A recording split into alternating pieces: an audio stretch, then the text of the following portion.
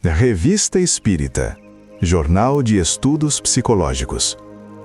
Ano 3, junho de 1860. Número 6. Aviso. A partir de 15 de julho próximo, o escritório da Revista Espírita e o domicílio particular do Sr. Allan Kardec serão transferidos para a Rua Sainte-Anne, no número 59, Passagem Sainte-Anne. Boletim da Sociedade Parisiense de Estudos Espíritas. Sexta-feira, 4 de maio de 1860. Sessão particular. Leitura da ata e dos trabalhos da sessão de 17 de abril. Por sugestão e proposta da comissão, e após a leitura da ata, a Sociedade admite no número dos sócios livres: primeiro, Sr. Achille R., empregado em Paris. Segundo, Sr. Serge de W., de Moscou. Comunicações diversas. Primeira, carta da Sra. P., médium, de Rouen, dizendo que vários espíritos sofredores, evocados na sociedade, foram procurá-la espontaneamente para agradecer as preces que ela fez por eles.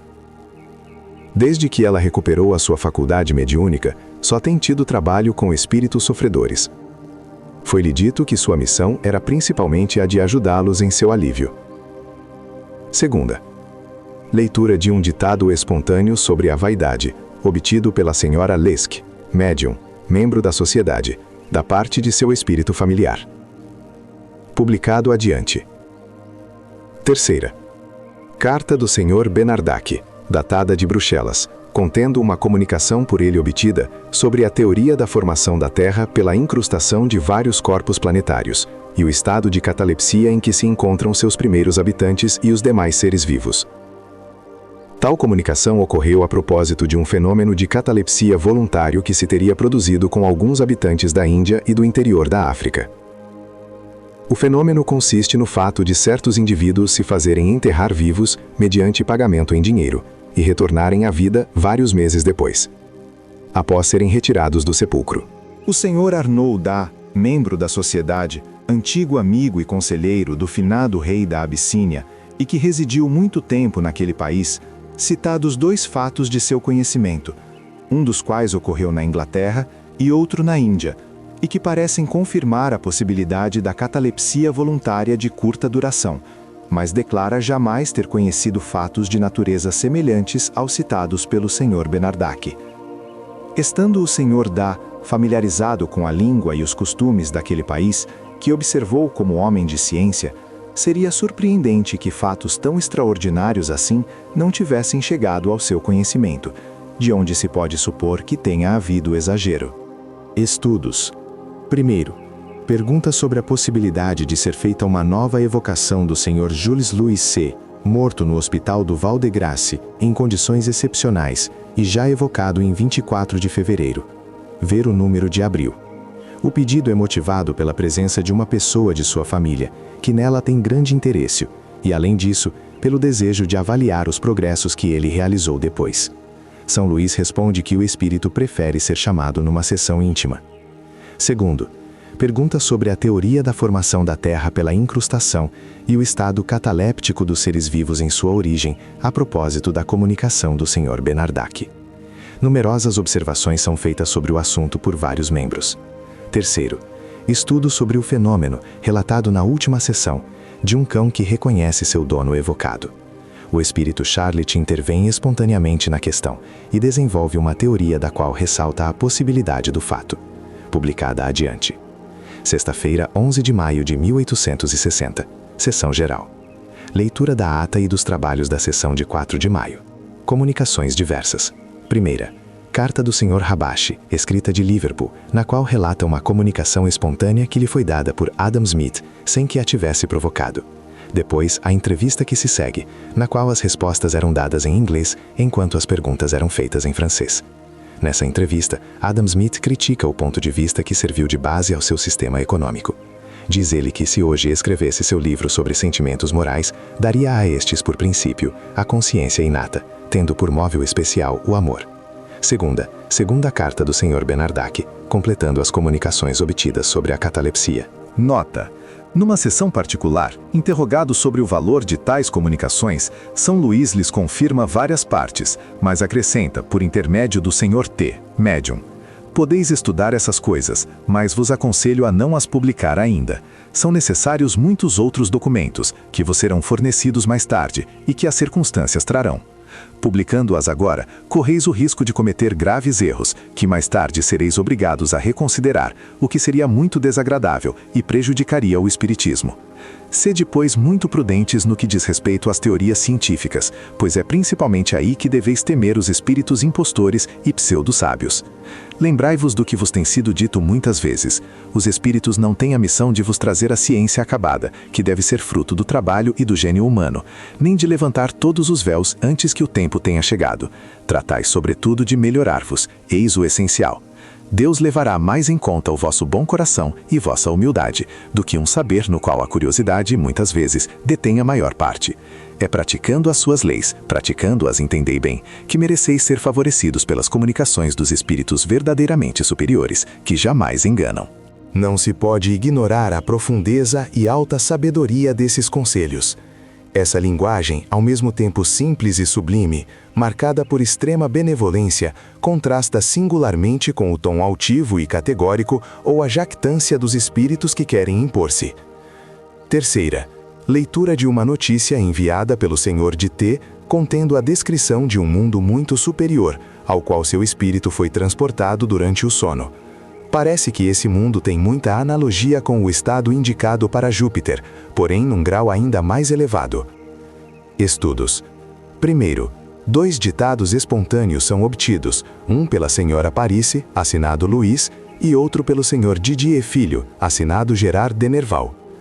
Segundo, perguntas relativas à visão do Sr. T, dirigidas a São Luís. Vagas e incoerentes, as respostas acusam a evidente interferência de um espírito enganador.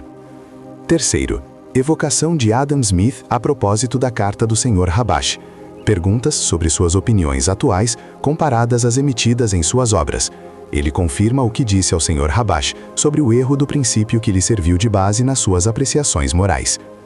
Sexta-feira, 18 de maio de 1860. Sessão particular. Leitura da ata e dos trabalhos da última sessão.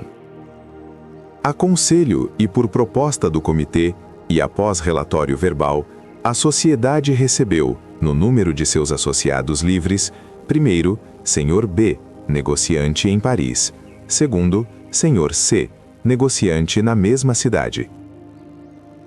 Comunicações diversas.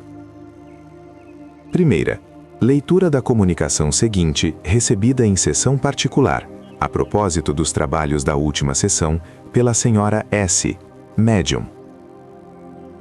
Pergunta: por que São Luís não se comunicou sexta-feira passada pelo Sr. Didier e deixou falar-se um espírito enganador? Resposta: São Luís estava presente, mas não quis falar. Aliás, não reconhecestes que não era ele? É o essencial. Não fostes enganados, desde que vos destes conta da impostura. Pergunta: com que objetivo ele não quis falar? Resposta: podeis perguntar a ele mesmo, está aqui. Pergunta: São Luís poderia esclarecer o motivo de sua abstenção? Resposta: ficastes contrariado com o que aconteceu. Entretanto, deveis saber que nada acontece sem motivo. Muitas vezes há coisas cujo objetivo não compreendeis, que a princípio parecem más, porque sois muito impacientes, mas a sabedoria delas mais tarde reconheceis. Ficai, pois, tranquilos, e não vos inquieteis por nada. Sabemos distinguir os que são sinceros, e velamos por eles. Pergunta: se foi uma lição que quisestes nos dar, eu a compreenderia, quando estamos entre nós. Mas em presença de estranhos que poderiam ficar mal impressionados, parece que o mal sobrepuja o bem? Resposta: laborais em erro, vendo as coisas assim. O mal não consiste naquilo em que acreditais, e eu vos asseguro que houve pessoas, aos olhos das quais, essa espécie de revés foi uma prova da boa-fé de vossa parte. Aliás, do mal muitas vezes resulta o bem. Quando vedes um jardineiro cortar os belos ramos de uma árvore, deplorais a perda da verdura, e isso vos parece um mal. Porém, uma vez suprimidos esses ramos parasitas, os frutos são mais belos e saborosos. Eis o bem. E então achais que o jardineiro foi sábio e mais prudente do que supunhais. Do mesmo modo, se amputa um membro de um doente, a perda do membro é um mal, mas após a amputação se fica melhor, eis o bem, porque talvez lhe tenham salvo a vida. Refleti bem nisto e havereis de compreender. Pergunta: é muito justo, mas como se explica que, apelando aos espíritos bons e lhes pedindo que afastem os impostores, o apelo não seja atendido? Resposta: é atendido, não o duvideis. Mas estáis bem seguros de que o apelo procede do fundo do coração de todos os assistentes, ou que não haja alguém que, por um pensamento pouco caridoso e malévolo, ou pelo desejo, atraia para o meio de vós os espíritos maus? Eis porque vos dizemos incessantemente: sede unidos, sede bons e benevolentes uns para com os outros. Disse Jesus: quando estiverdes reunidos em meu nome, estarei entre vós. Acreditais por isso que basta pronunciar o seu nome? Não o penseis, e convencei-vos de que Jesus não vai senão aonde é chamado pelos corações puros, aos que praticamos seus preceitos, porquanto esses estão verdadeiramente reunidos em seu nome. Não vai aos orgulhosos, nem aos ambiciosos, nem aos hipócritas, nem aos que falam mal do próximo. Foi a eles que Jesus se referiu. Não entrarão no reino dos céus.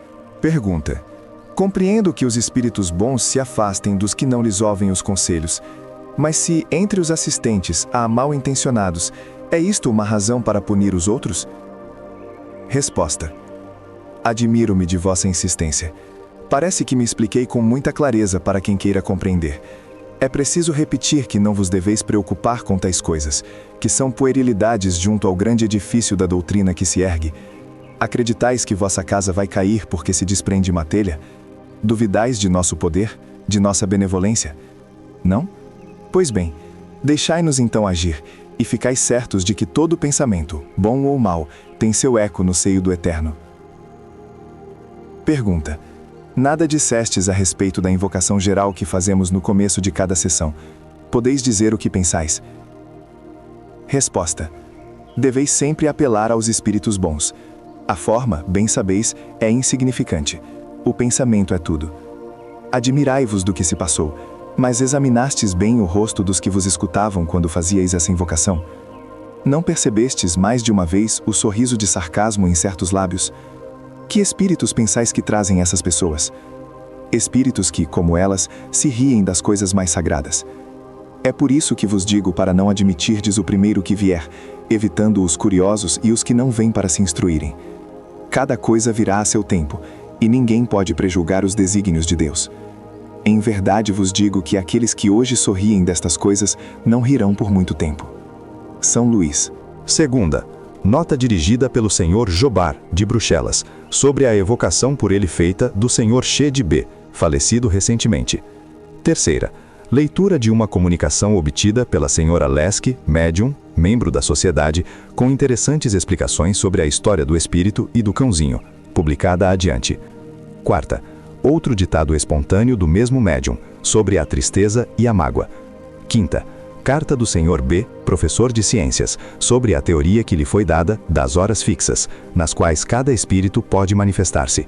Essa teoria é por todos considerada, sem exceção, como resultado de uma obsessão da parte de espíritos sistemáticos e ignorantes. A experiência e o raciocínio demonstram à saciedade que ela não merece um exame sério. Sexta, relato de um fato curioso referente a um retrato pintado sob a influência de uma mediunidade natural intuitiva. O Sr. T, pintor, tinha perdido o pai numa idade em que não podia conservar nenhuma lembrança de seus traços. Como os outros membros da família, lamentava vivamente não ter nenhum retrato dele. Certo dia, quando se achava em seu ateliê, teve uma espécie de visão, ou antes uma imagem se lhe desenhou no cérebro e ele se pôs a reproduzi-la na tela. Sua execução tomou várias sessões e de cada vez a mesma imagem se apresentava a ele. Veio-lhe a ideia de que pudesse ser seu pai, mas não falou a ninguém. Quando o retrato foi concluído, ele o mostrou aos parentes e todos o reconheceram sem hesitar. Estudos. Primeiro, 4 ditados espontâneos são obtidos simultaneamente. O primeiro, pela senhora Huete, do espírito, que começou a escrever suas memórias. O segundo, pela senhora S., sobre a fantasia, de Alfred de Musset. O terceiro, pela senhora Stephanie S., de um espírito familiar, falecido há alguns anos, e que em vida se chamava Gustave Lenormand. É um espírito ainda pouco adiantado, de um caráter alegre e espirituoso, mas muito bom, muito prestativo, e que é considerado em várias famílias nas quais muito aparece como amigo da casa. Um dia havia dito que viria expulsar os espíritos maus. O quarto, da senhora Parice, assinado Luiz. Segundo, evocação do Sr. B., professor de ciências, vivo, do qual se falou acima, e que tinha sido designado por outro espírito como capaz de dar informações sobre François Bailly, médico do século XVII, cuja biografia querem fazer. O resultado dessa evocação tende a provar que Bailly, morto, e o Sr. B., vivo, são a mesma pessoa. Como efeito, este último forneceu as informações desejadas e deu várias explicações do mais alto interesse. Serão publicadas. Sexta-feira, 25 de maio de 1860. Sessão geral. Leitura da ata e dos trabalhos da última sessão. Comunicações diversas. Primeira, carta do Dr. Morelli, contendo uma apreciação, do ponto de vista científico, da medicação empregada sob sua direção, pela senhora Désirée Godot. Publicada adiante. Segunda, leitura de um ditado espontâneo obtido pela senhora Lesque, médium, sobre a miséria humana. Terceira, leitura de uma série de comunicações deveras notáveis recebidas em sessões particulares por diversos membros da família russa W. Serão publicadas. Quarta, leitura da evocação feita em sessão particular da senhora Duré, falecida em Stif, Argélia, a 1º de maio. Encerra importantes apreciações sobre os médiums. Estudos. Primeiro, evocação da senhora Duré, série de suas comunicações. Segundo, evocação de Charles de Sanguet, deficiente mental de 13 anos, faz curiosas revelações sobre o estado desse espírito antes e durante a sua encarnação, publicada adiante. Terceiro, estudo sobre o Sr. V., oficial da Marinha, viúvo, que conservou a lembrança precisa de sua existência e morte na época de São Bartolomeu, será publicada. O Espiritismo na Inglaterra. Inicialmente, o Espiritismo encontrou na Inglaterra uma oposição da qual, com razão, nos admiramos. Não que não tivesse encontrado partidários isolados como em toda parte, mas ali os seus progressos foram infinitamente menos rápidos do que na França. Será que os ingleses, como pretendem alguns, sejam mais frios, mais positivos, menos entusiastas do que nós, se deixem arrastar menos pela imaginação? Que sejam menos inclinados ao maravilhoso? Se fosse assim, seria de admirar com mais forte razão que o Espiritismo tenha tido seu principal foco nos Estados Unidos, onde o positivismo dos interesses materiais reina como soberano absoluto. Não teria sido mais racional que houvesse surgido na Alemanha ou na Rússia, que a esse respeito parece tomar a dianteira, como a terra clássica das lendas? A oposição encontrada pelo Espiritismo na Inglaterra nada tem a ver com o caráter nacional, mas com a influência das ideias religiosas de certas seitas preponderantes, rigorosamente vinculadas mais à letra que ao espírito de seus dogmas. Elas se inquietaram com uma doutrina que, à primeira vista, lhes pareceu contrária às suas crenças. Mas assim não poderia ser por muito tempo num povo dado à reflexão, esclarecido, em que o livre exame não experimenta nenhum entrave, e o direito de reunião para discutir é absoluto. Ante a evidência dos fatos, tinham de se render. Ora, foi precisamente porque os ingleses os julgaram friamente e sem entusiasmo que os apreciaram e lhes compreenderam todo o alcance. Quando, após terem observado seriamente, surgiu para eles esta verdade capital, de que as ideias espíritas têm sua fonte nas ideias cristãs, que, longe de se contradizerem, se corroboram, se confirmam, se explicam umas pelas outras, toda a satisfação foi dada ao escrúpulo religioso. Tranquilizada a consciência, nada mais se opôs ao progresso das ideias novas, que se propagam naquele país com surpreendente velocidade.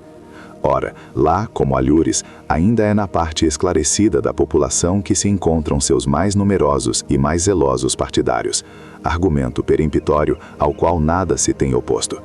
Os médiuns se multiplicam, estabelecem-se numerosos centros, aos quais se associam membros do alto clero, proclamando abertamente suas convicções. dirão os adversários que a febre do maravilhoso triunfou sobre a fleuma inglesa. Seja como for, há um fato notório. Suas fileiras se esclarecem diariamente, a despeito de seus sarcasmos. O desenvolvimento das ideias espíritas na Inglaterra não poderia deixar de dar origem a publicações especializadas. Elas têm agora um órgão mensal muito interessante, que se publica em Londres desde 1º de maio último, sob o título de The Spiritual Magazine, do qual extraímos o relato seguinte. Um espírito falador.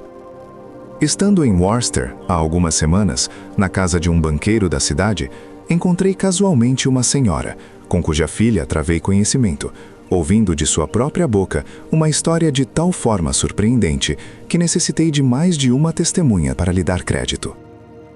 Quando interroguei nosso hóspede sobre aquela senhora, disse-me que a conhecia há mais de 30 anos. Ela é tão verídica, acrescentou ele, sua exatidão é tão bem conhecida por todos, que não tenho a menor dúvida quanto à realidade do que contou. É uma senhora de reputação sem mancha, de costumes irrepreensíveis, de espírito forte e inteligente, e de instrução variada. Achava, portanto, impossível que procurasse enganar os outros ou que ela própria se enganasse. Dela várias vezes ouvira contar aquela história, sempre de maneira clara e precisa, de modo que ele se achava extremamente embaraçado. Repugnava-lhe admitir semelhantes fatos, mas por outro lado não ousava pôr em dúvida a sua boa-fé. Minhas próprias observações tendiam a confirmar tudo quanto me haviam dito da dama em questão. Havia no seu ar, nas suas maneiras, mesmo na sua voz, um não sei quê difícil de enganar e que traz em si a convicção da verdade. Era-me, pois, impossível não julgá-la sincera, tanto mais que parecia falar de tais coisas com evidente repugnância. O banqueiro me havia dito que era muito difícil convencê-la a falar do assunto, porque, em geral, achava os ouvintes mais dispostos a rir do que a crer. Acrescentai a isso que nem ela nem o banqueiro conheciam o espiritismo ou dele tinham ouvido falar. Eis o relato dessa senhora. Por volta de 1820, tendo deixado nossa casa de Suffolk, fomos morar na cidade de *****, Porto de Mar, na França. Nossa família compunha-se de meu pai, minha mãe, uma irmã, um irmão de cerca de 12 anos, eu e um doméstico inglês. Nossa casa situava-se num local muito retirado, um pouco fora da cidade, bem no meio da praia. Não havia outras casas ou construções na vizinhança. Uma noite, meu pai viu, a poucas jardas da porta, um homem envolto num grande manto, sentado num pedaço de rochedo. Meu pai aproximou-se dele para dizer-lhe boa noite, mas não obtendo resposta, voltou. Antes de entrar, contudo, teve a ideia de olhar para trás e, para seu grande espanto, não viu mais ninguém. Ficou ainda mais surpreso quando, ao aproximar-se novamente, que bem examinar em redor do rochedo, não encontrou o menor traço do indivíduo, que ali estivera assentado um instante antes, nem nenhum abrigo onde pudesse ter se escondido. Quando meu pai entrou no salão, disse: "Meus filhos, acabo de ver uma aparição." Como é fácil de entender, rimos às gargalhadas. Entretanto, naquela noite e em várias noites seguidas, ouvimos rudos estranhos em diversos locais da casa. Ora eram gemidos que vinham debaixo das janelas, ora parecia que arranhavam as próprias janelas, e em outros momentos, dir-se-ia que várias pessoas trepavam no telhado. Abrimos as janelas diversas vezes, perguntando em voz alta: "Quem é esta?" Mas não obtivemos resposta. Ao cabo de alguns dias, os rudos foram ouvidos no mesmo quarto em que dormíamos eu e minha irmã. Esta tinha 20 anos e eu 18. Despertamos toda a casa, mas não quiseram escutar-nos. Censuraram-nos e nos chamaram de loucas. Ordinariamente, os rudos consistiam em pancadas. Por vezes havia 20 ou 30 por minuto. Outras vezes, 1 por minuto. Por fim, os rudos internos e externos também foram ouvidos por nossos pais, que se viram constrangidos a admitir não se tratar de imaginação. Então se recordaram da aparição, mas como não estivéssemos muito apavorados, acabamos por nos habituar a todo esse barulho. Uma noite, quando batiam, como de hábito, veio-me a ideia de dizer: "Se sós um espírito, bate 6 pancadas." Imediatamente ouvi bater 6 golpes com toda a clareza. Com o tempo, esses rudos tornaram-se de tal modo familiares que não apenas não tínhamos medo, como deixaram de ser desagradáveis. Agora vou contar a parte mais curiosa desta história. Confesso que hesitaria em vô-la comunicar não a tivessem testemunhado todos os membros de minha família. Meu irmão, então menino, mas agora um homem muito distinto em sua profissão, poderá, caso se faça necessário, confirmar todos os detalhes. Além das batidas em nosso quarto, começamos a ouvir, principalmente no salão, como que uma voz humana. A primeira vez que a ouvimos, minha irmã estava ao piano. Cantávamos uma romanza e eis que o espírito se pôs a cantar conosco. Podem imaginar o nosso espanto. Não havia meio de duvidar da realidade do fato, porque pouco depois a voz começou a falar-nos de maneira clara e inteligível, intrometendo-se de vez em quando em nossa conversa. A voz era baixa, os tons lentos, solenes e muito distintos. O espírito nos falava sempre em francês. Disse chamar-se Gaspar, mas quando queríamos interrogá-lo sobre sua história pessoal, não respondia. Também jamais quis explicar o motivo que o levara a pôr-se em contato conosco. Geralmente pensávamos que fosse espanhol, sem atinar, contudo, de onde nos vinha tal ideia. Chamava cada membro da família por seu nome de batismo. Algumas vezes recitava versos e constantemente procurava inculcar-nos sentimentos de moralidade cristã, sem, contudo, jamais tocar nas questões dogmáticas. Parecia desejoso de nos fazer compreender o que há de grandioso na virtude, o que há de belo na harmonia que reina entre os membros de uma mesma família. Uma vez em que minha irmã e eu tivemos uma ligeira discussão, ouvimos a voz dizer: "Min, está errado. S, tem razão." Desde que se tornou conhecido, ocupou-se constantemente em nos dar bons conselhos. Certa vez, meu pai estava muito inquieto a propósito de alguns documentos que temia haver perdido e queria encontrar. Gaspar lhe disse onde estavam, em nossa velha casa de Suffolk. Procuraram e os encontraram no exato lugar que fora indicado. As coisas continuaram a passar-se assim durante mais de 3 anos. Todas as pessoas da família, sem excetuar os domésticos, tinham ouvido a voz. A presença do Espírito, de que não duvidávamos, era sempre uma grande felicidade para todos nós. Era considerado, ao mesmo tempo, como nosso companheiro e nosso protetor. Um dia ele disse: "Durante alguns meses não estarei convosco." Com efeito, suas visitas cessaram por vários meses. Uma noite, ouvimos aquela voz que tão bem conhecíamos dizer: "Eis-me ainda entre vós." Seria difícil descrever o nosso júbilo. Até aqui tínhamos sempre ouvido, mas jamais o vimos. Uma noite, meu irmão disse: "Gaspar, gostaria muito de te ver." A voz respondeu: "Eu vos contentarei. Ver-me-eis, se quiserdes ir até o outro lado da praça." Meu irmão nos deixou, mas logo retornou dizendo: "Vi Gaspar." Ele usava um grande manto e um chapéu de abas largas. Olhei por baixo do chapéu e ele sorriu. "Sim", disse a voz, intervindo na conversa. "Era eu." A maneira por que nos deixou, de repente, foi-nos muito sensível. Voltamos a Suffolk, e ali, como na França, durante várias semanas após nossa chegada, Gaspar continuou a conversar conosco. Uma noite nos disse: "Vou deixar-vos para sempre. Suceder-vos-ia uma desgraça se eu ficasse junto a vós neste país, onde nossas comunicações seriam mal compreendidas e mal interpretadas." Desde então, acrescentou a senhora, com um acento de tristeza, como se falasse de um ser amado que a morte arrebatou, não mais ouvimos a voz de Gaspar. Eis os fatos como nos foram contados. Tudo isto me faz refletir, e pode levar vossos leitores, quem sabe, a refletir também. Não pretendo dar nenhuma explicação, nenhuma opinião. Direi apenas que tenho inteira confiança na boa-fé da pessoa de quem os ouvi, e subscrevo o meu nome como garantia da exatidão de meu relato. S.C. Hall. O Espírito e o Cozinho. Sociedade, 4 de maio de 1860. Medium, Sr. Didier. O Sr. G.G., de Marsella, nos transmite o seguinte fato. Um rapaz faleceu há 8 meses, e sua família, na qual há 3 irmãos médiuns, o evoca quase diariamente, por meio de uma cesta. Cada vez que o espírito é chamado, um cãozinho, do qual muito gostava, salta sobre a mesa e vem cheirar a cesta, soltando pequenos ganidos.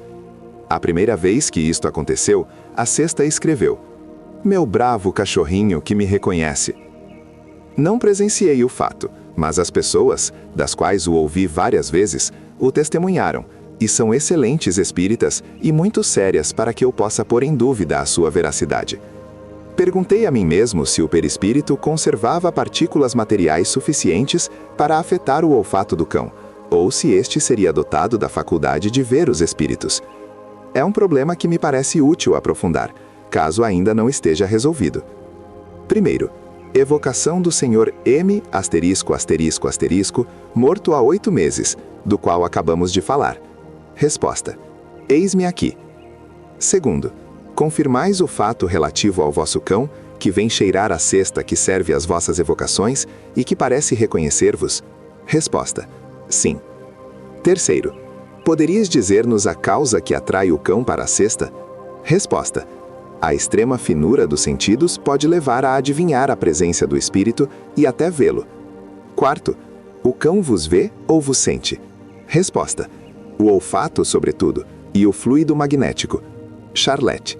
Observação: Charlette, o pintor, deu à sociedade uma série de comunicações muito notáveis sobre os animais, e que publicaremos brevemente.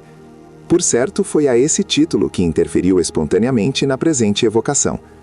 Quinto, considerando que Charlette quer mesmo intervir na questão de que nos ocupamos, nós lhe pedimos que dê algumas explicações a respeito.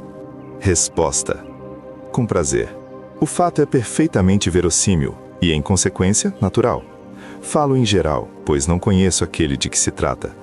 O cão é dotado de uma organização muito particular. Compreende o homem e estuda. Sente-o, segue-o em todas as suas ações com a curiosidade de uma criança. Ama-o e chega mesmo a ponto, e temos muitos exemplos para confirmar o que adiantamos, de a ele se devotar. O cão deve ser, não tenho certeza, entendei bem, um desses animais vindos de um mundo já avançado, para sustentar o homem em seu sofrimento, servi-lo, guardá-lo. Acabo de falar das qualidades morais que, positivamente, o cão possui. Quanto às suas faculdades sensitivas, são extremamente apuradas. Todos os caçadores conhecem a sutileza do faro do cão. Além dessa faculdade, o cão compreende quase todas as ações do homem. Compreende a importância de sua morte. Por que não adivinharia a sua alma? E por que mesmo não haveria? No dia seguinte, a senhora Leske, médium, membro da sociedade, obteve em particular a explicação seguinte sobre o mesmo assunto. O fato citado na sociedade é verídico, embora o perispírito desprendido do corpo não tenha nenhuma de suas emanações. O cão farejava a presença do dono.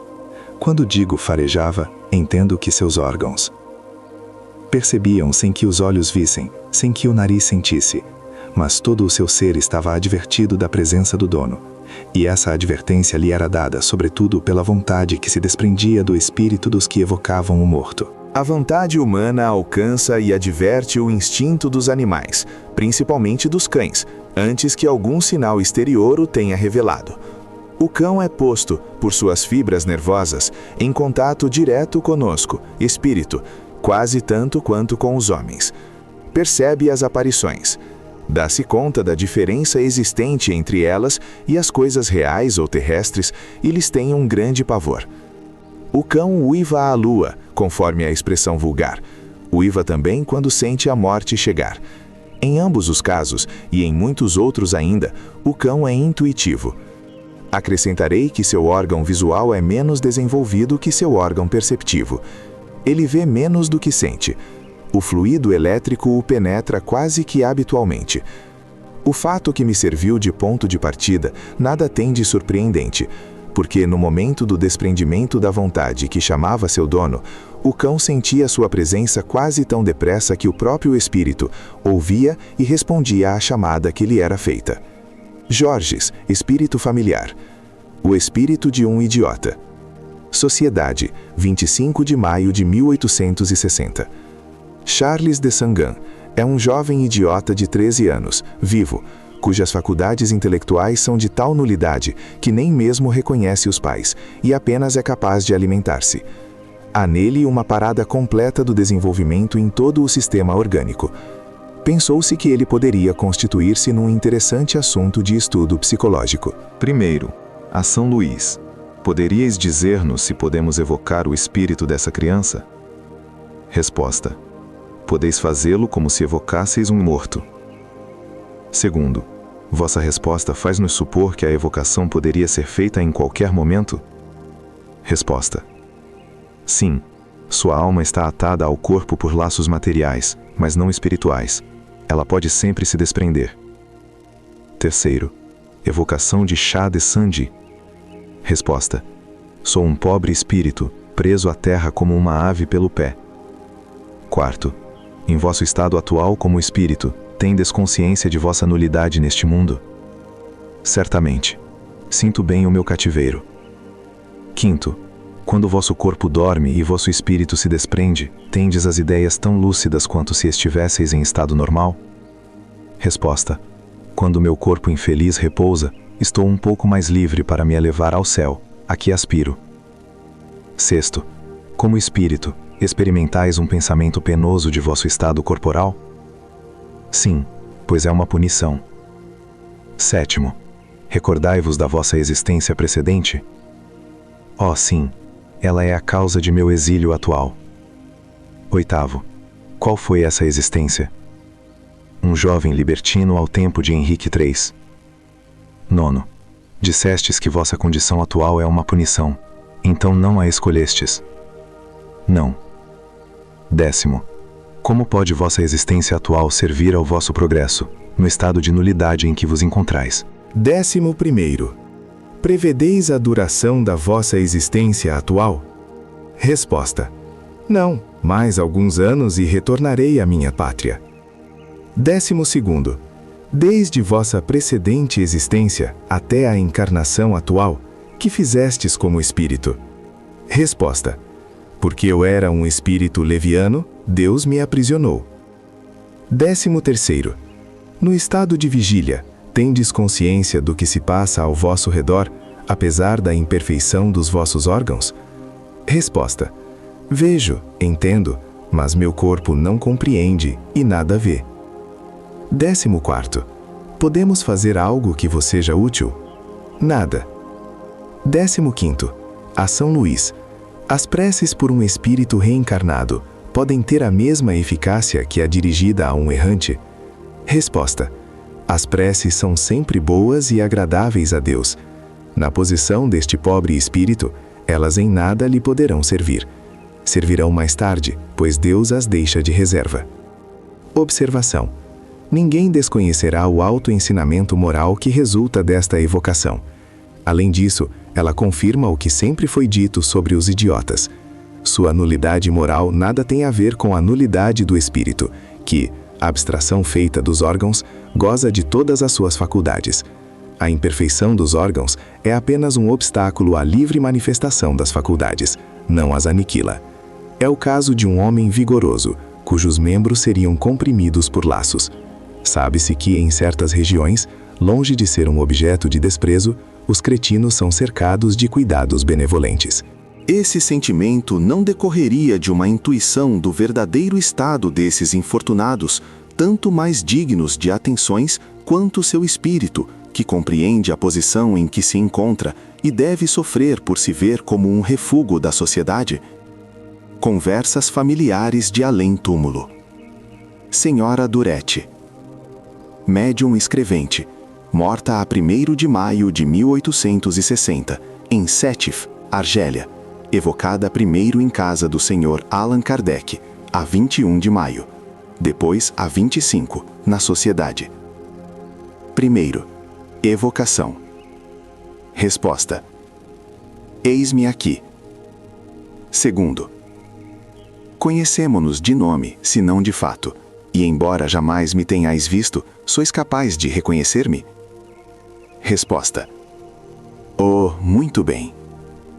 Terceiro, já viestes visitar-me depois que morrestes? Resposta: não, ainda não, mas sabia muito bem que me chamaríeis. Quarto, como médium e perfeitamente iniciada no espiritismo, pensei que, melhor que outro, poderíeis dar-nos explicações instrutivas sobre diferentes pontos da ciência. Resposta: responderei o melhor que puder.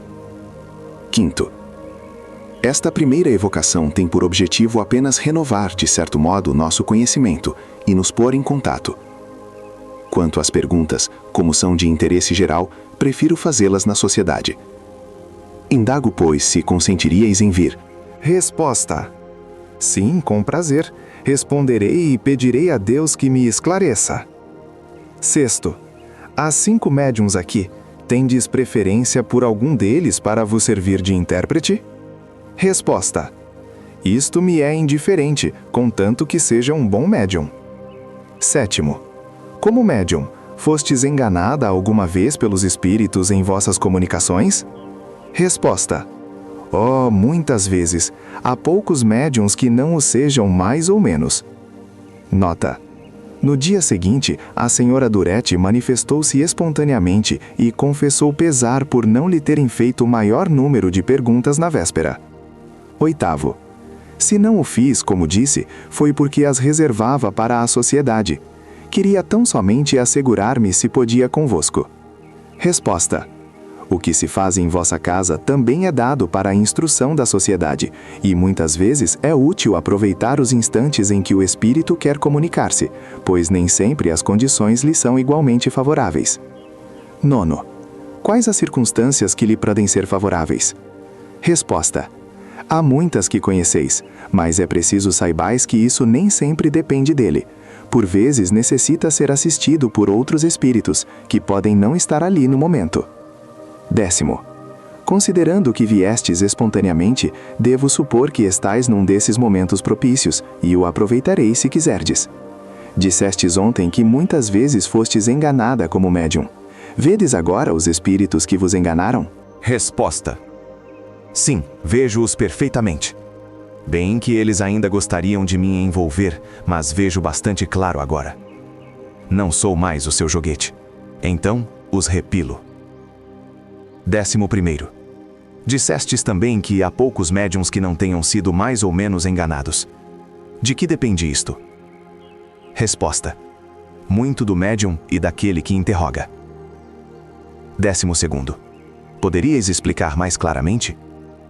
Resposta: quero dizer que sempre é possível preservar-se dos espíritos maus, desde que se o queira. A primeira condição para isso é não os atrair pela fraqueza ou pelos defeitos. Quanto vos teria a dizer sobre isto? Ah, se os médiuns soubessem todo o erro que cometem, dando trela aos espíritos malévolos. 13º.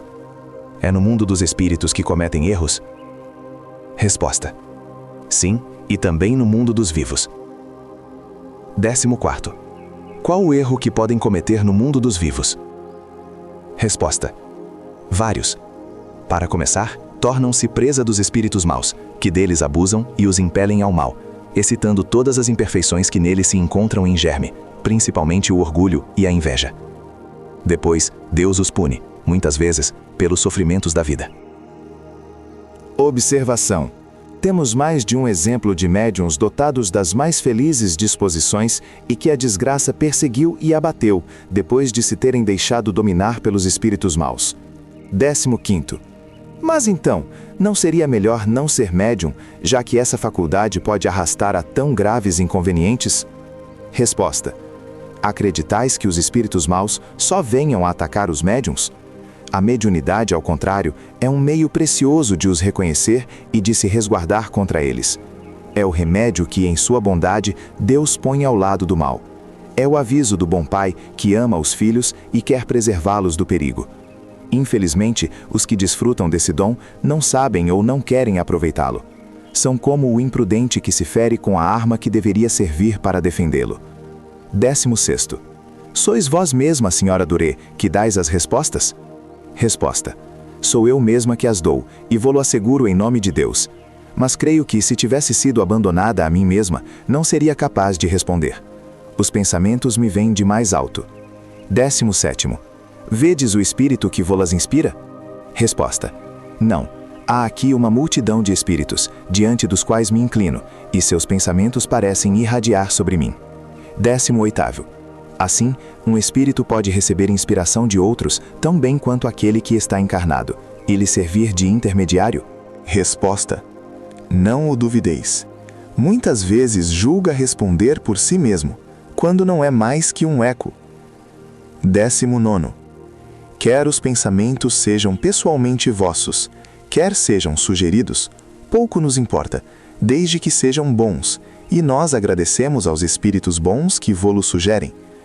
Mas então perguntarei, por que esses mesmos espíritos não respondem diretamente? Resposta: Eles o fariam, se os interrogasseis. Foi a mim que evocastes. Eles querem responder, e então servem-se de mim para a minha própria instrução. 20. O espírito que obsidiou um médium em vida, ainda o obsidiará após a morte? Resposta. A morte não liberta o homem da obsessão dos espíritos maus. É a figura dos demônios, atormentando as almas penadas.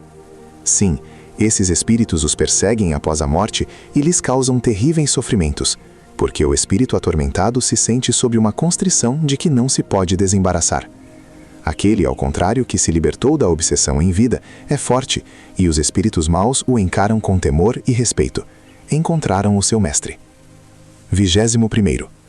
Há muitos médiums realmente bons, na completa acepção da palavra? Resposta. Não são os médiums que faltam, mas os bons médiums são raros. Dá-se o mesmo com os médiums. 22. Por qual sinal podemos reconhecer que as comunicações de um médium merecem confiança? Resposta. As comunicações dos espíritos bons têm um caráter como o qual não podemos nos enganar quando nos damos ao trabalho de estudá-las. Quanto ao médium, o melhor seria aquele que jamais tivesse sido enganado, pois isso seria a prova de que só atrai espíritos bons. 23. Mas não há médiuns dotados de excelentes qualidades morais e que são enganados? Resposta. Sim, os espíritos maus podem fazer tentativas e não triunfam senão pela fraqueza ou pela excessiva confiança do médium que se deixa enganar. Mas isso não dura, e os espíritos bons facilmente vencem quando há vontade. 24. A faculdade mediúnica é independente das qualidades morais do médium? Resposta. Sim, muitas vezes é dada em alto grau a pessoas viciosas, a fim de ajudá-las a corrigir-se. Será que os doentes não precisam mais de remédio que as pessoas sadias? Os espíritos maus por vezes lhes dão bons conselhos sem o saber.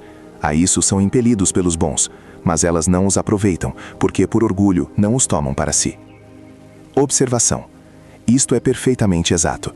Muitas vezes temos visto espíritos inferiores darem rudes lições em termos pouco comedidos, assinalar defeitos, expor ao ridículo as imperfeições alheias, com mais ou menos habilidade, conforme as circunstâncias, e por vezes de modo muito espirituoso. 25. Espíritos bons podem comunicar-se por maus médiuns? Resposta. Algumas vezes médiuns imperfeitos podem receber belas comunicações, que não procederiam senão dos espíritos bons. Mas, quanto mais sábias e sublimes, tanto mais culpados serão os médiuns por não aproveitá-las. Oh, sim, são muito culpados e sofrerão cruelmente por sua cegueira. 26. As boas intenções e as qualidades pessoais de quem interroga podem conjurar os espíritos maus, atraídos por um médium imperfeito, e lhe assegurar boas comunicações? Resposta. Os espíritos bons apreciam a intenção, e quando o julgam útil, podem servir-se de qualquer espécie de médium, conforme o objetivo a que se propõem. Mas, em geral, as comunicações são tanto mais seguras quanto mais sérias as qualidades do médium.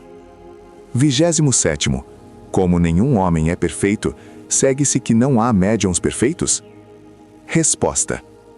Há os que são tão perfeitos quanto o comporta a humanidade terrena. São raros, mas existem.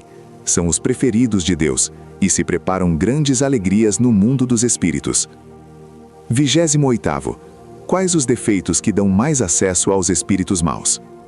Resposta. Já vos disse, o orgulho e a inveja, sendo esta uma consequência do orgulho e do egoísmo. Deus ama os humildes e castiga os soberbos. 29. Disso concluís que o médium que não é humilde não merece nenhuma confiança? Resposta. Não de maneira absoluta, mas se no médium reconheceis orgulho, inveja e pouca caridade, tendes muito mais chances de ser enganado. Observação.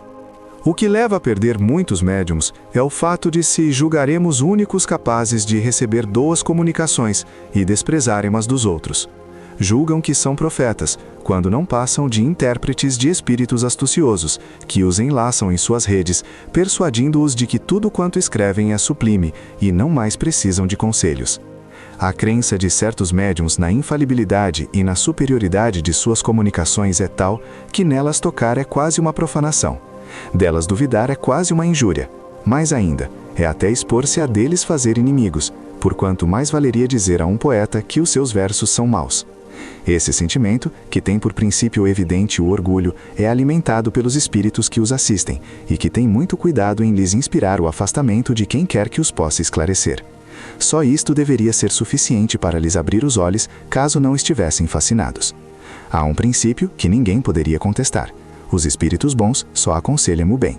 Portanto, tudo quanto não for o bem, no sentido absoluto, não pode provir de um espírito bom. Consequentemente, todo conselho ditado, ou todo sentimento inspirado, que reflita o menor pensamento mau, é por isso mesmo de origem suspeita, sejam quais forem as qualidades ou a redundância do estilo. Um sinal não menos característico dessa origem é a lisonja, de que os espíritos maus são pródigos em relação a certos médiuns. A propósito, sabem exaltar os dotes físicos ou as qualidades morais, afagar as secretas inclinações, excitar a cobiça e a cupidez, e, mesmo censurando o orgulho e aconselhando a humildade, agrilhonar-lhes a vaidade e o amor próprio. Um dos meios que empregam consiste, sobretudo, em convencê-los de sua superioridade como médiuns, apresentando-os como apóstolos de missões, pelo menos duvidosas, e para as quais a primeira de todas as qualidades seria a humildade, unida à simplicidade e à caridade. Fascinados pelo nome de seres venerados, dos quais se julgam intérpretes, não percebem as verdadeiras intenções dos falsos espíritos, malgrado seu, porquanto seria impossível a espíritos inferiores simular completamente todas as qualidades que não possuem. Os médiuns não se libertarão verdadeiramente da obsessão de que são alvo, senão quando compreenderem esta verdade. Só então os espíritos maus, por seu lado, compreenderão que perdem tempo com pessoas que não poderiam pegar em falta. Sociedade, 25 de maio de 1860. 30. Ao que parece, vosso marido possui a faculdade da vidência. Ele a tem, realmente? Resposta: sim, positivamente. 31. Diz ele vos ter visto 2 vezes após vossa morte. Isto é verdade? Resposta: é bem verdade. 32. Os médiuns videntes estão expostos a ser enganados pelos espíritos impostores, como os médiuns escreventes?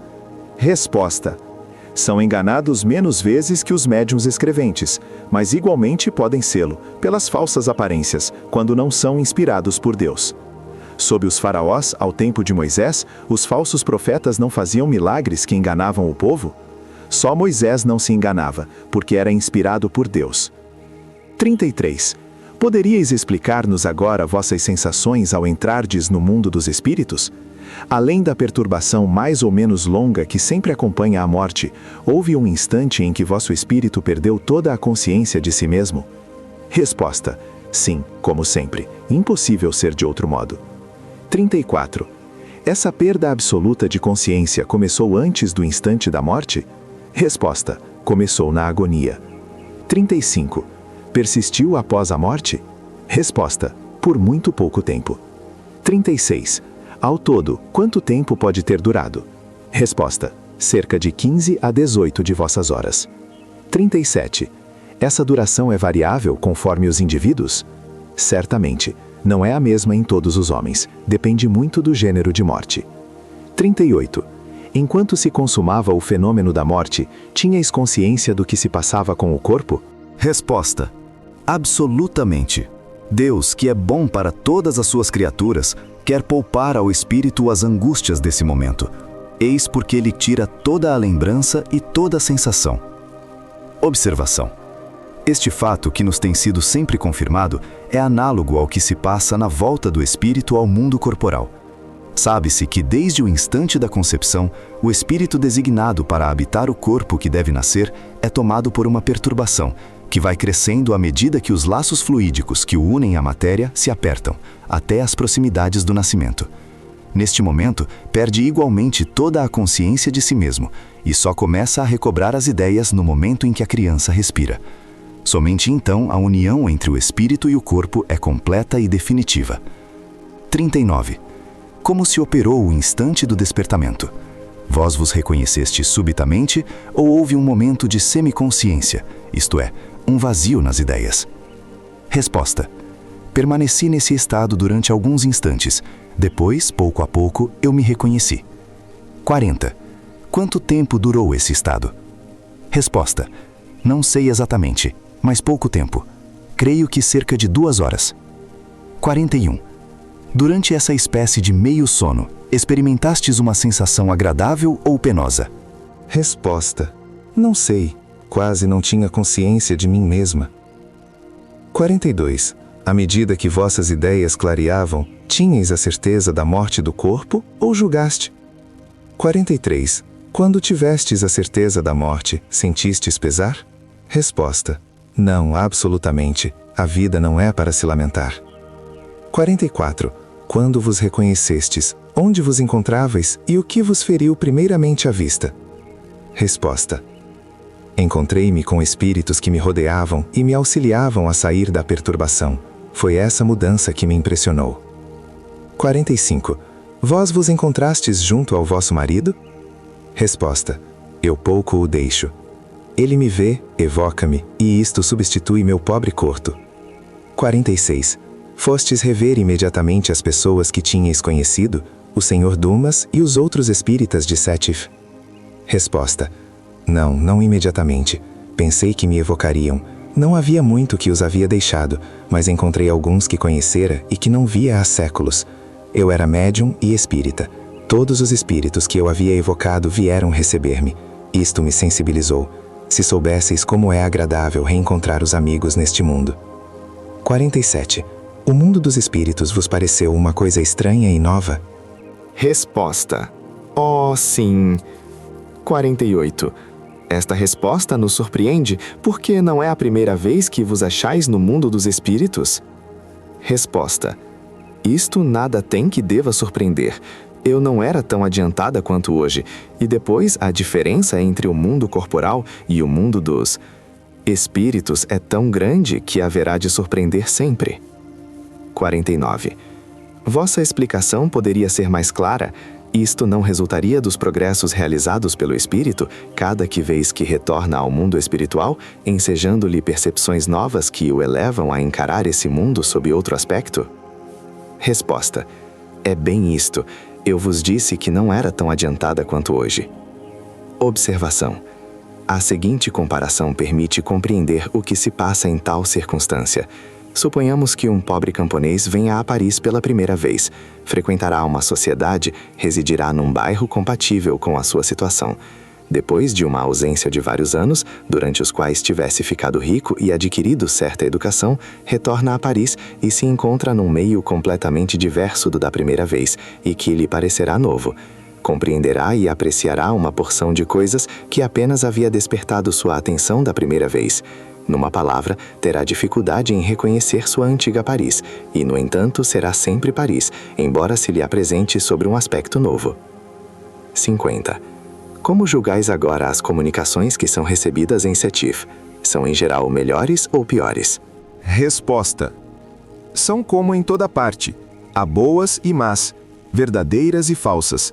Muitas vezes se ocupam de coisas que não são bastante sérias nem consideradas com acerto, mas não julgam fazer mal.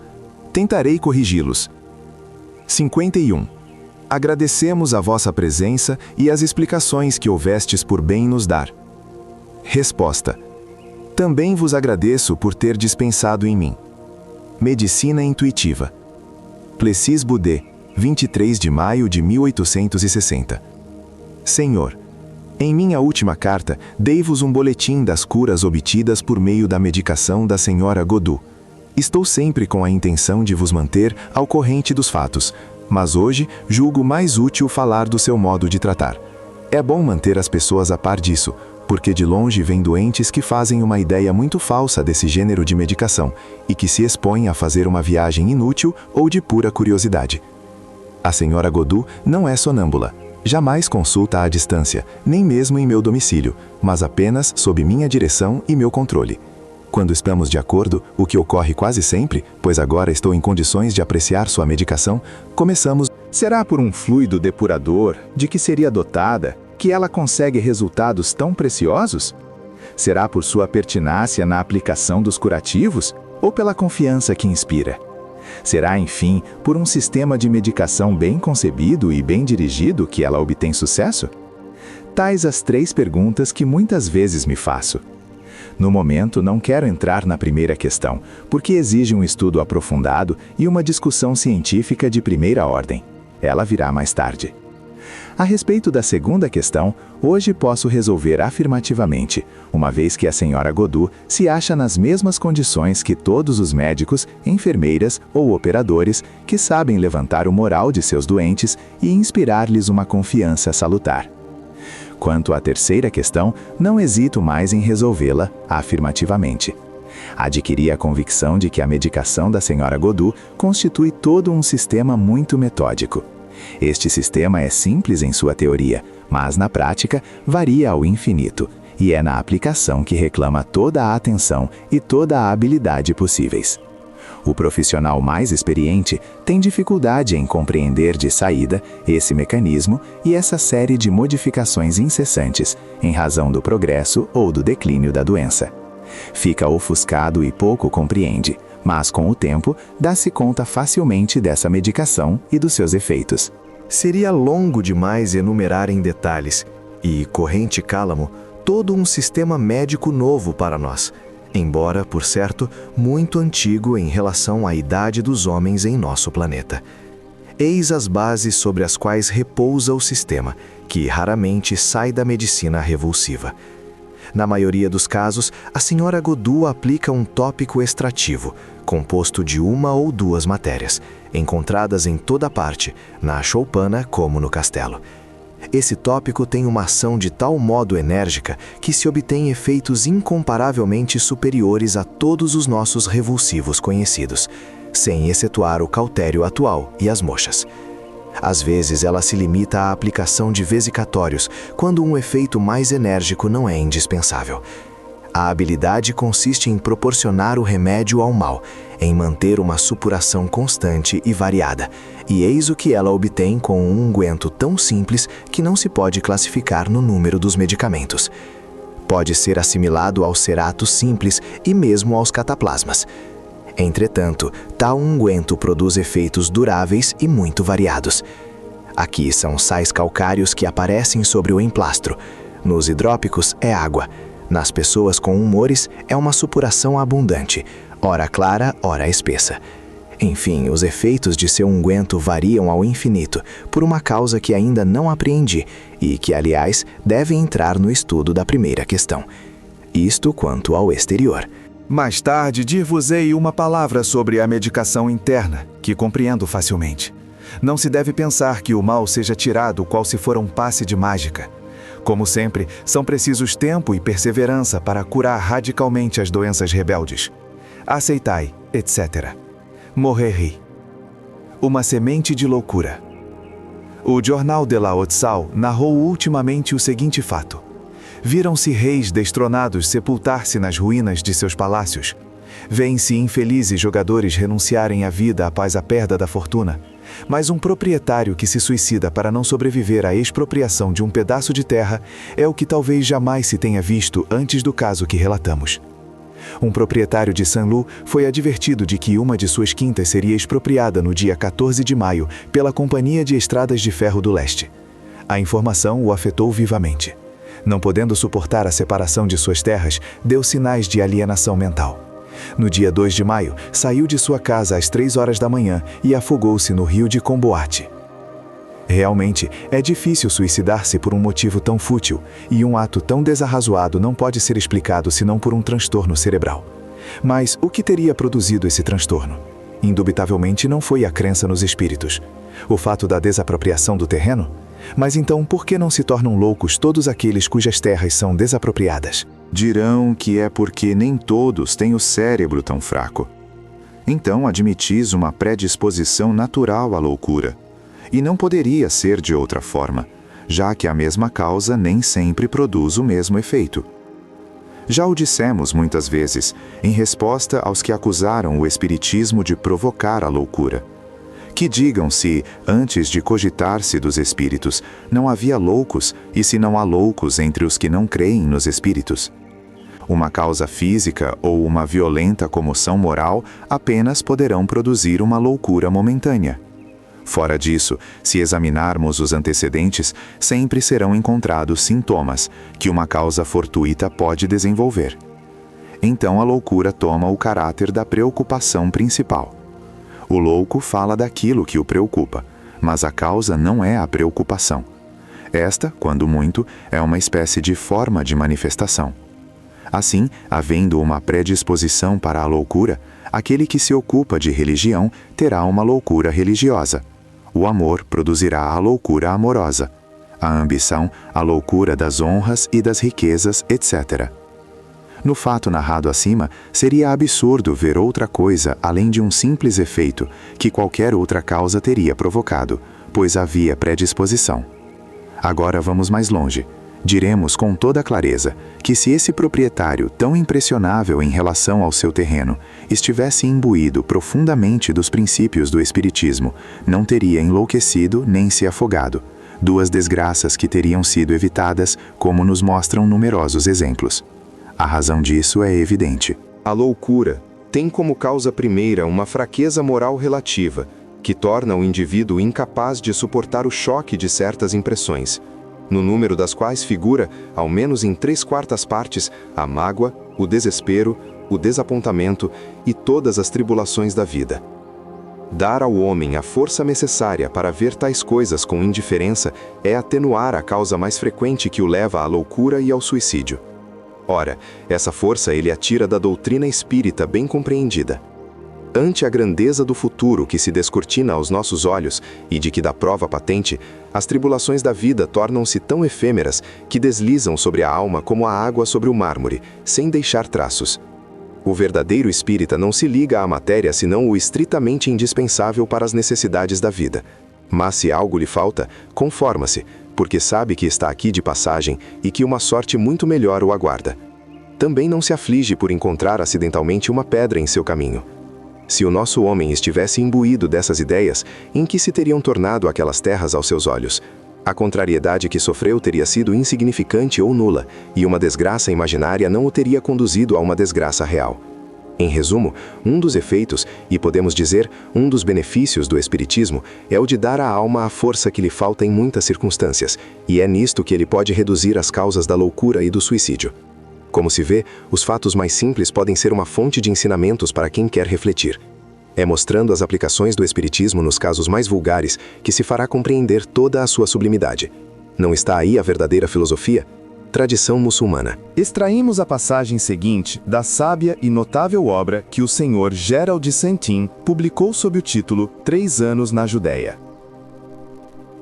Quando o sultão de Babel, Bakhtu-Nassar, Nabucodonosor, foi enviado por Deus para punir os filhos de Israel, que tinham abandonado a doutrina da unidade, despojou o templo de todos os objetos preciosos que lá se achavam reunidos.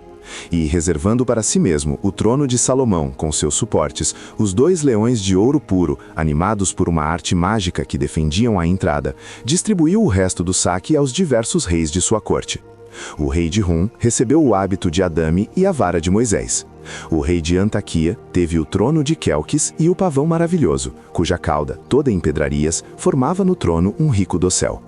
O rei de Andaluzia tomou a mesa de ouro do profeta. Um cofre em pedra que continha a Torá, Bíblia, estava no meio de todas essas riquezas, e ninguém lhe dava atenção, embora de todos os tesouros fosse o mais precioso. Assim, deixaram-no abandonado ao capricho dos ladrões que percorriam a cidade e o templo, passando a mão em tudo o que encontravam. O depósito da palavra divina desapareceu nessa imensa desordem. 40 anos mais tarde, estando aplacada a sua cólera, Deus resolveu estabelecer os filhos de Israel em sua herança e ressuscitou o profeta Euser, Esdras, que Deus o salve, predestinado pela vontade divina a uma missão gloriosa. Ele passara toda a juventude na prece e na meditação, negligenciando as ciências humanas para absorver-se na contemplação do ser infinito, e vivia separado do mundo, no interior de uma das grutas que cercavam a cidade santa. Essa gruta ainda hoje se chama El-Lazeria.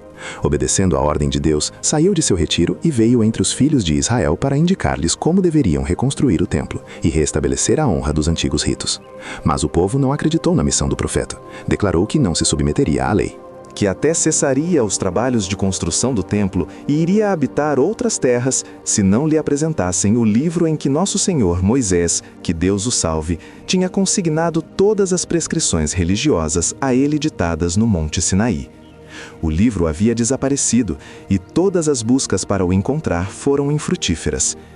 Euser, então, nesse grande embaraço, fez a Deus fervorosas preces para que o tirasse dessa aflição e impedisse o povo de persistir no caminho da perdição.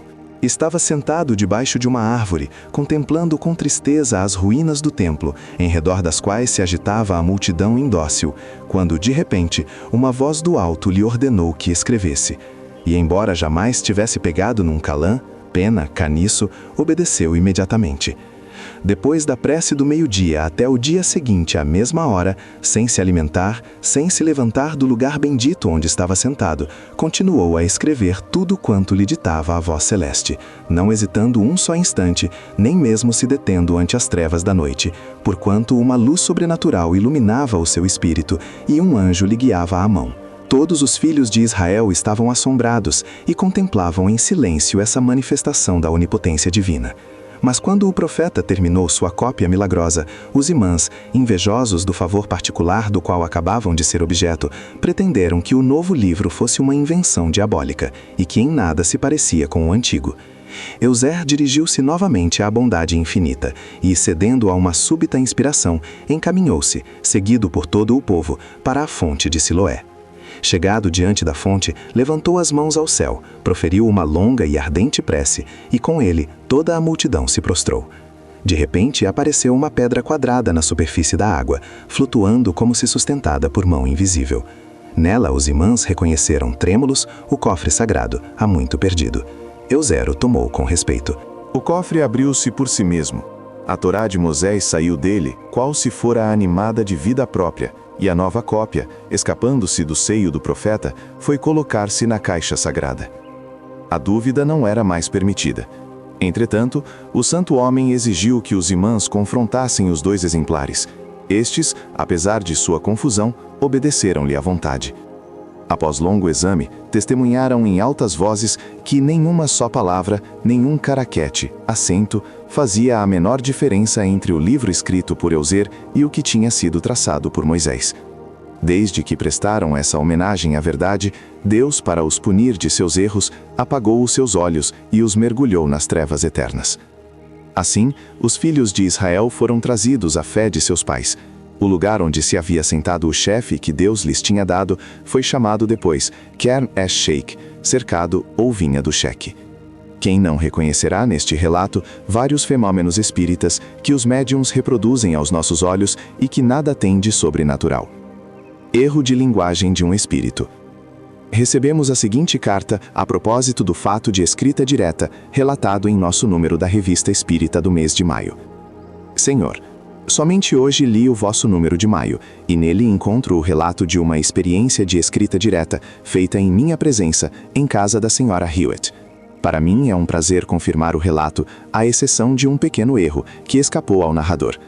Não é God loves you, mas God love you, que encontramos no papel. Isto é, o verbo love, sem a letra S, não estava na terceira pessoa do presente do indicativo. Assim, não se poderia traduzir por Deus vos ama, a menos que se subentenda a palavra que, e se dê à frase uma forma de imperativo ou de subjuntivo. A observação foi feita na sessão seguinte ao espírito Channing, se é que foi mesmo ao espírito Channing, pois me conheceis e vos peço permissão para conservar minhas dúvidas sobre a identidade absoluta dos espíritos. E o espírito Channing, digo eu, não se explicou muito categoricamente a respeito deste S, omitido de propósito ou por inadvertência. Ele próprio nos censurou um pouco, se tenho boa memória, por ligar importância a uma letra a mais ou a menos numa experiência tão notável. A despeito dessa censura amistosa feita pelo espírito Channing, julguei por bem vos comunicar minha observação sobre a maneira pela qual a palavra love foi realmente escrita. O honrado senhor E.B., que ficou como papel, pôde mostrá-lo e o mostrará a muitas pessoas. E entre estas poderão achar-se algumas que tenham conhecimento do vosso último número. Ora, importa, e estou persuadido de que também pensais como eu, que a maior fidelidade se encontre no relato de fatos tão estranhos e tão maravilhosos que obtemos. Aceitai, etc. Matiu. Havíamos notado perfeitamente a falta assinalada pelo Sr. Matiu e nos incumbemos de corrigi-la, embora soubéssemos por experiência que os espíritos ligam pouquíssima importância a esses tipos de pecadilhos, com os quais os mais esclarecidos não têm nenhum escrúpulo. Assim, não ficamos absolutamente surpreendidos com a observação de Channing, em presença, como o disse, de um fato de somenos importância. A exatidão na reprodução dos fatos é sem dúvida uma coisa essencial, mas a importância desses fatos é relativa, e confessamos que se devêssemos sempre, para o francês, seguir a ortografia dos invisíveis, os senhores gramáticos estariam como o queijo e a faca na mão, tratando-os de cozinheiros, mesmo que o médium tenha sido aprovado nessas matérias. Temos um ou uma na sociedade, favorecido com todos esses diplomas, e suas comunicações, embora escritas muito pausadamente, contêm numerosos erros desse gênero. Os espíritos sempre nos têm dito: ligai-vos ao fundo e não à forma. Para nós, o pensamento é tudo, a forma, nada. Corrigi, pois, a forma se quiserdes. Nós vos deixamos esse cuidado. Se, portanto, a forma for defeituosa, não a conservamos, senão quando pode servir de ensinamento. Ora, tal não era o caso, em nossa opinião, no fato acima, porquanto o sentido era bastante evidente. Ditados espontâneos e dissertações espíritas, recebidos ou lidos nas sessões da Sociedade. A Vaidade, pela senhora Lesquet, médium. Quero falar da vaidade, que se mescla a todas as ações humanas. Ela macula os mais suaves pensamentos, invade o coração e o cérebro. Planta maligna, abafa a bondade em seu nascidouro. Todas as qualidades são aniquiladas por seu veneno. Para lutar contra ela, é preciso exercitar a prece. Somente ela nos dá força e humildade. Homens ingratos, esqueceis de Deus incessantemente. Ele não é para vós senão o socorro implorado na aflição, e jamais o amigo convidado para o banquete da alegria. Para iluminar o dia, ele vos deu o sol, radiação gloriosa, e para clarear a noite as estrelas, flores de ouro. Por toda parte, ao lado dos elementos necessários à humanidade, pôs o luxo necessário à beleza de sua obra. Deus vos tratou como faria um anfitrião generoso, que para receber seus convidados, multiplica o luxo de sua mansão e a abundância do festim. Que fazeis vós, que tendes apenas o coração para lhe oferecer? Longe de o honrar com as vossas virtudes e alegrias, longe de lhe oferecer as primícias de vossas esperanças, não o desejais, e somente o convidais a penetrar-vos o coração, quando o luto e as decepções amargas vos trabalharam e deixaram marcas. Ingratos, que esperais para amar vosso Deus? A desgraça e o abandono. Antes lhe oferecei o coração, livre de dores. Oferecei-lhe como homens em pé, e não como escravos ajoelhados, vosso amor purificado do medo, e na hora do perigo, ele se lembrará de vós, que não o esquecestes na hora da felicidade. Jorges, Espírito Familiar. A miséria humana. A miséria humana não está na incerteza dos acontecimentos que ora nos elevam, ora nos precipitam. Reside inteira no coração ávido e insaciável, que incessantemente aspira a receber, que se lamenta da secura de outrem e jamais se lembra da própria aridez. Essa desgraça de aspirar a mais alto que a si mesmo, essa desgraça de não poder satisfazer-se com as mais caras alegrias, essa desgraça, digo eu, constitui a miséria humana. Que importa o cérebro, que importam as mais brilhantes faculdades, se elas são sempre ensombradas pelo desejo amargo e insaciável de que algo lhe escapa sem cessar. A sombra flutua junto ao corpo, a felicidade flutua junto à alma, para ela inatingível. Não deveis, entretanto, nem vos lamentar, nem maldizer a sorte, porque essa sombra, essa felicidade, fugidia e imóvel como a onda, pelo ardor e pela angústia que deposita no coração, dá-nos a prova da divindade aprisionada na humanidade. Amai, pois, a dor e sua poesia vivificante, que faz vibrar vossos espíritos pela lembrança da pátria eterna. O coração humano é um cálice repleto de lágrimas, mas vem a aurora, e beberá a água de vossos corações. Para vós ela será a vida que deslumbrará vossos olhos, enceguecidos pela obscuridade da prisão carnal. Coragem, cada dia é uma libertação. Marchai na dolorosa senda. Marchai acompanhando com o olhar a maravilhosa estrela da esperança. Jorges, Espírito Familiar. A tristeza e o pesar. Pela Sra. Lesk, médium. É um erro ceder frequentemente à tristeza. Não vos enganeis. O pesar é o sentimento firme e honesto que se apossa do homem atingido no coração ou nos interesses. Mas a fastidiosa tristeza é apenas a manifestação física do sangue em sua lentidão ou rapidez de curso. A tristeza encobre com seu nome muito egoísmo, muitas fraquezas. Debilita o espírito que a ela se abandona. O pesar, ao contrário, é o pão dos fortes. Este amargo alimento nutre as faculdades do espírito e diminui a parte animal. Não procureis o martírio do corpo, mas sedem ávidos pelo tormento da alma. Os homens compreendem que devem mover suas pernas e braços para manter a vida do corpo, mas não compreendem que devem sofrer para exercitar as faculdades morais. A felicidade ou apenas a alegria são hóspedes tão passageiros da humanidade que não podeis, sem ser por elas esmagados, suportar sua presença, por mais leve que seja. Fostes feitos para sofrer e sonhar incessantemente com a felicidade, porquanto sois aves sem asas, chumbados ao solo, que olhais o céu e desejais o espaço. Jorges, Espírito Familiar. Observação.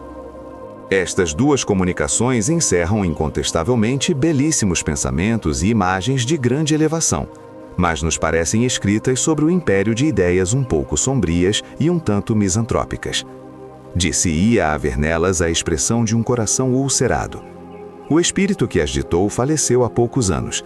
Em vida era amigo do médium, do qual após a morte se tornou o gênio familiar. Era um pintor de talento, cuja vida tinha sido calma e muito despreocupada. Mas quem sabe se teria sido o mesmo na existência anterior. Seja como for, todas as suas comunicações atestam muita profundeza e sabedoria. Poderiam pensar que fossem o reflexo do caráter do médium. A senhora Lescaut é incontestavelmente uma mulher muito séria e acima do vulgo, sobre muitos aspectos, e é isso, sem dúvida, a abstração feita à sua faculdade mediúnica que lhe granjeia a simpatia dos espíritos bons. Mas a comunicação seguinte, obtida na sociedade, prova que pode receber outras de caráter muito variado. A fantasia. Médium. Senhora Lesk. Queres que te fale da fantasia? Ela foi minha rainha, minha dona, minha escrava. Eu a servi e a dominei. Sempre submetido às suas adoráveis flutuações, jamais lhe fui infiel. É ainda ela que me impele a falar de outra coisa. Da facilidade com que o coração carrega dois amores, facilidade desprezada e muito censurada. Considero absurda essa censura dos bons burgueses, que só gostam de seus pequenos vícios moderados, mais enfadonhos ainda que suas virtudes. Do mesmo modo que uma cerca viva de arbustos delimita os jardins de um padre, eles só admitem o que seus miolos limitados podem compreender. Tens medo do que te digo? Fica tranquila. Musset tem a sua garra. Não se lhe pode pedir gentilezas de cãezinhos amestrados. É preciso suportar e compreender seus gracejos, verdadeiros sob sua frívola aparência, tristes sob sua alegria, risonhos nas suas lágrimas. Alfred de Musset. Observação. Uma pessoa que só tinha ouvido esta comunicação por ocasião da sua primeira leitura, dizia numa sessão íntima que lhe parecia de pouca significação. O espírito Sócrates, que participava da conversa, respondendo a essa observação, escreveu espontaneamente: Não, tu te enganas. Releia a mensagem. Há coisas boas. Ela é muito inteligente e isso tem seu lado bom. Disse que nisso se conhece o homem. Como efeito, é mais fácil provar a identidade de um espírito do vosso tempo do que do meu. E, para certas pessoas, é útil que, de vez em quando, tenhais comunicações deste gênero. Certo dia em que se conversava sobre os médiuns e sobre o caráter de Alfred de Musset, que um dos assistentes acusava de ter sido muito material em vida, o poeta escreveu espontaneamente a notável comunicação que se segue. por um de seus médiums preferidos. Influência do médium sobre o espírito. Médium. Senhora Schmidt. Somente os espíritos superiores podem comunicar-se indistintamente por todos os médiums e manter em toda parte a mesma linguagem. Mas eu não sou um espírito superior, razão porque, às vezes, sou um pouco material. Contudo, sou mais adiantado do que imaginais. Quando nos comunicamos por um médium, a emanação de sua natureza se reflete mais ou menos sobre nós. Por exemplo, se o médium é dessas naturezas em que predomina o coração, desses seres elevados, capazes de sofrer por seus irmãos, enfim, dessas almas devotadas, nobres, que a infelicidade tornou fortes e que ficaram puras em meio à tormenta, então o reflexo faz bem, no sentido de nos corrigirmos espontaneamente e nossa linguagem se ressentir. Mas, no caso contrário, se nos comunicamos por um médium de natureza menos elevada, servimos-nos pura e simplesmente de sua faculdade, como nos utilizamos de um instrumento. É então que nos tornamos o que chamas de um pouco material. Dizemos coisas espirituosas, se quiseres, mas deixamos de lado o coração. Pergunta: os médiums instruídos, de espírito culto, são mais aptos a receber comunicações elevadas do que os que não têm instrução? Resposta: não. Repito, somente a essência da alma se reflete sobre os espíritos, mas os espíritos superiores são os únicos invulneráveis. Alfred de Musset. Bibliografia. Num artigo acima, falamos de uma nova publicação periódica sobre o Espiritismo, feita em Londres, sob o título de The Spiritual Magazine. A Itália não fica a reboque do movimento que conduz as ideias para o mundo invisível. Recebemos o prospecto de um jornal que se publica em Gênova. L'Amore del Vero, periódico di scienze, letteratura, belle arti, magnetismo animale, omeopatia, elettrotelegrafia, spiritismo, etc. Sotto la direzione dei signori Di Pietro Gatti e B. E. Maineri. Esse jornal aparece 3 vezes por mês, em cadernos de 18 páginas. O Dr. Gatti, diretor do Instituto Homeopático de Gênova, é um adepto esclarecido do espiritismo, e não temos dúvida de que as questões relativas a esta ciência sejam por ele tratadas com o talento e a sagacidade que o caracterizam. A história de Joana d'Arc, ditada por ela mesma à senhorita Hermance Duval, cuja reimpressão anunciamos, acaba de aparecer na livraria Le Doyen. Já nos referimos a essa obra notável na Revista Espírita, número de janeiro de 1858. Desde essa época, nossa opinião não variou quanto à sua importância, não somente do ponto de vista histórico, mas como um dos fatos mais curiosos de manifestação espírita. A reimpressão era vivamente reclamada, e não duvidamos que obtenha um sucesso tanto maior quanto os partidários da nova ciência são hoje mais numerosos do que no tempo da primeira publicação. Allan Kardec.